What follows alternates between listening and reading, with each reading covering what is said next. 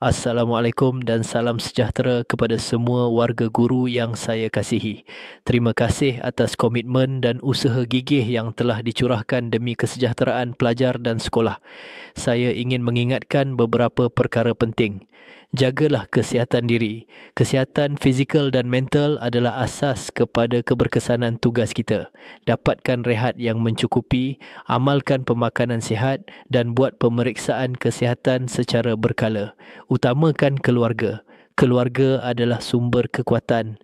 Luangkan masa berkualiti bersama ahli keluarga dan utamakan keperluan mereka dalam perancangan harian.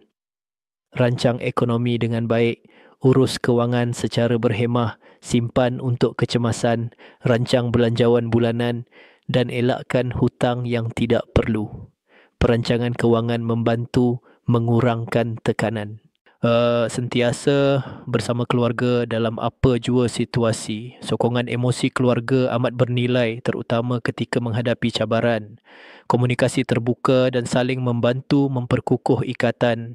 Semoga kita semua diberi kekuatan dan kesejahteraan untuk meneruskan amanah ini. Terima kasih dan teruskan usaha cemerlang. Sekian, terima kasih.